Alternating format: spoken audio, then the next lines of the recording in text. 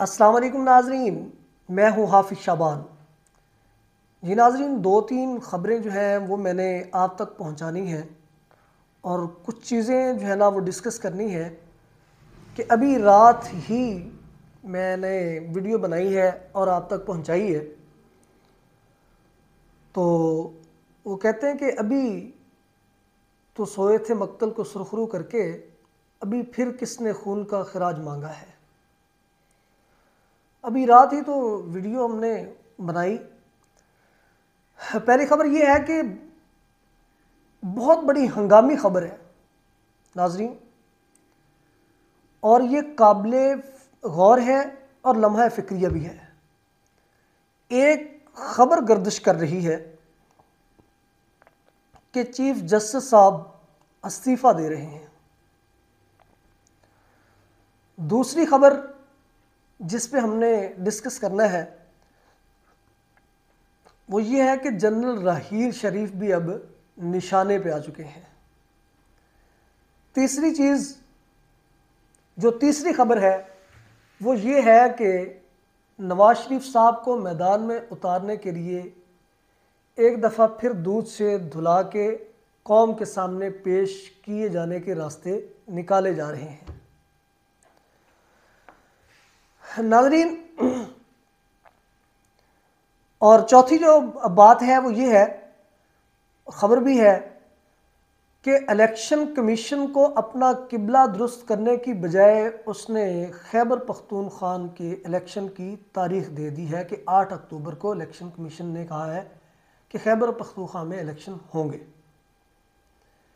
गलती पे गलती, और पाकिस्तान में इस तरह की सिचुएशन कि अब आगे पता नहीं क्या होने वाला है, अब आगे क्या होने वाला है। लम्हा ब लम्हा बदलती हुई ख़बरें, बदलते हुए हालात इस कौम के साथ पता नहीं क्या करने जा रहे हैं। सीनियर सहाफ़ी हैं कामरान शाहिद साहब। सारे सहाफ़ी जो है वो उनसे सीखते भी हैं। मैं भी एक मीडिया का स्टूडेंट हूँ, तो हमें भी सीखने का मौका मिलता है। उन्होंने ट्वीट किया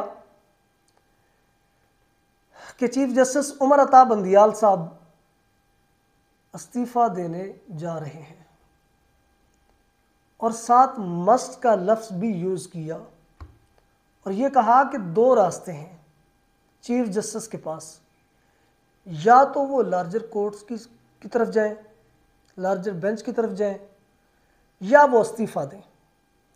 और फिर सुप्रीम कोर्ट अदालत के अंदर एक अदालत सामने आई कि उमर अता बंदियाल की सुप्रीम कोर्ट के अंदर काजी फैज़ ईसा साहब वो फैसले करेंगे। और काजी फैज़ ईसा साहब वो मोस्ट सीनियर जज है। अगर उमर अता बंदियाल साहब रिटायर होते हैं तो उसके बाद चीफ जस्टिस काजी फैज़ ईसा है। अब ये सारी चीज़ें ये किस लिए की जा रही हैं? ये सारी चीज़ें जो सरमायादार लोग हैं और जो करप्ट सियासतदान हैं उनको एक वाइट पेज की तरह साफ करने के लिए, शफाफ करने के लिए और सियासी मैदान में उतारने के लिए किया जा रहा है। अब कौम को और हमारे वकला को देखना ये है कि क्या हमको आइन बचाना है, आइन बचा के ये मुल्क बचाना है, इनसे हकीकी आज़ादी लेनी है, या इस पे खामोश हो जाना है। उसके बाद मरीम नवाज साहबा आज लगता है कि उसने भी अपने बाप के बयानिए को जीत दिलवा दी। इलेक्शन कमीशन गलती पे गलती किस लिए किए जा रहे हैं, जबकि पता है कि सुप्रीम कोर्ट का बेंच बैठा है, सुप्रीम कोर्ट के 3 जजेस ने फैसला दे दिया है और अभी भी जो है ना वो बेंच बैठा है, वो बैठ के सोच रहा है, सोच विचार हो रहा है, अभी कोई फाइनल फैसला नहीं आया। तो इलेक्शन कमीशन को दोबारा फिर इतना बड़ा एक्शन लेने की क्या ज़रूरत थी? ये लेना ही नहीं चाहिए था। इस वक्त जो सियासी दर्जा हरारत है वो बहुत रूज पर है। अच्छा, आप अगर चीफ जस्टिस को ये कह रहे हैं कि चीफ जस्टिस तहरीक इंसाफ की सपोर्ट कर रहे हैं, तो ऐसा हरगिज़ नहीं है। चीफ जस्टिस साहब ने ये कह दिया है कि हम तो सियासी दर्जा हरारत कम करने के लिए ये कर रहे हैं और आपने पार्लियामेंट में जो है ना चीफ जस्टिस के इख्तियार पर डाका डाला है। और फिर राना सनाउल्लाह साहब ये साथ कह रहे हैं कि अब कोई बाबा रहमते कोई बाबा जहमते नहीं बन सकेगा। जब जजेस वगैरह आमने सामने हो तो फिर पार्लियामान किरदार अदा करता है। सुप्रीम कोर्ट ये कहती है कि जब पार्लियामेंट में आग लग जाए, सियासी दर्जा हरारत अपने उरूज को पहुंच जाए, तो सुप्रीम कोर्ट किरदार अदा करती है। जब सुप्रीम कोर्ट ने बेंच बिठा दिया, सुप्रीम कोर्ट में जो है ना अपील दर्ज है, सुप्रीम कोर्ट में जो है ना बात सुनी जा रही है, अभी फैसला आने वाला है, तो आपको इस तरह का शोषा छोड़ने की, कौम के सामने ये सारी चीज़ें वाजे हैं।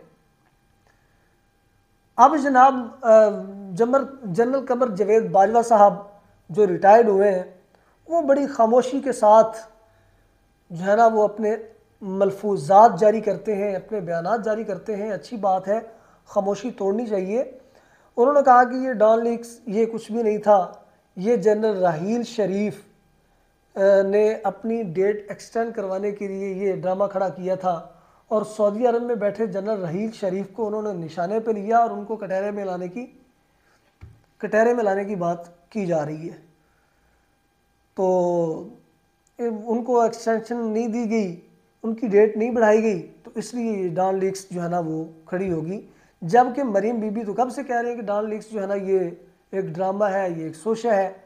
लेकिन आज जब कमर जावेद बाजवा साहब ने ये बात की तो उनका बयानिया जीत गया।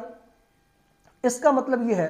अच्छा, फिर पार्लियामेंट में खड़े होकर जो एक बिल पेश किया गया, उसमें दावर साहब ने, मोहसिन दावर साहब ने, उन्होंने कहा कि एक तो अज खुद नोटिस पे जितने भी एक्शंस हुए हैं, जितनी भी कार्रवाइयाँ हुई हैं, उनको 30 दिन का टाइम दिया जाए कि वो अपील कर सकें, और उनके पास अपील दायर करने का हक है।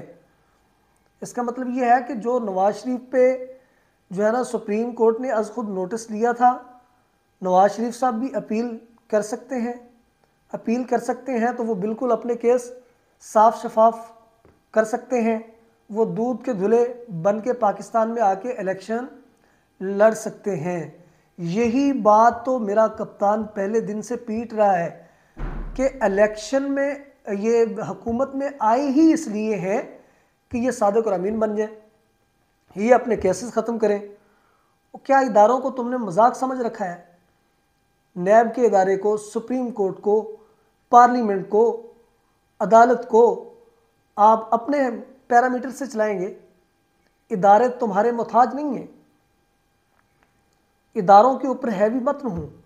ये चीज़ें अब साफ शफाफ आवाम के सामने हैं, और हम अपने इदारों की कभी भी वर्थ नहीं खोने देंगे। चाहे वो आर्मी का इदारा हो, चाहे वो सुप्रीम कोर्ट हो, चाहे पार्लियामेंट हो, चाहे नैब का इदारा हो, पाकिस्तान का कोई भी इदारा, रियासत का कोई भी इदारा, वो हमारे लिए बहुत अहम है। हमने अफराद को और आपकी सियासत को नहीं बचाना, हमने इदारों को बचाना है। और इदारों को बचाने के लिए इंशाल्लाह ये अवाम के सामने और बहुत बड़ी मूवमेंट जारी होगी। अफराद को हैवी नहीं होने देंगे। हमारे इदारों की बका पाकिस्तान की बका है। तो इसलिए चीफ जस्टिस साहब, आप घबराएं नहीं, आप डट जाएं। आइन की जीत होनी चाहिए, और आइन की जीत के लिए कौम भी आपके साथ है, आइन की जीत के लिए वकला भी आपके साथ हैं। और ये जो इनके आने का एक तरीका था, वो साफ वाज़े ऐलान कर रहा था, हुकूमत में इनके आने का तरीका ये ऐलान कर रहा था, बल्कि चीख चीख के ये कह रहा था कि ये चोर अपनी चोरियां ख़त्म करवाने के लिए आ रहे हैं, ये चोर नैब के रिकॉर्ड में रद्दोबदल लाने के लिए आ रहे हैं, ये चोर उस भगोड़े को वापस लाने के लिए हुकूमत में आ रहे हैं। और वही काम होता जा रहा है।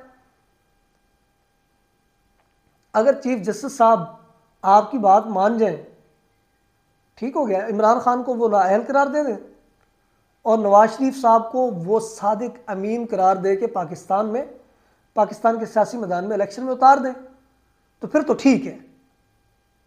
और भाई जब उसके मुकाबले का बंदा ही नहीं रहेगा मैदान में, फिर हारना जीतना किसने? फिर तो हुकूमत फिर आपके हाथ में है। तो हुकूमत पे काबिज मत रहें।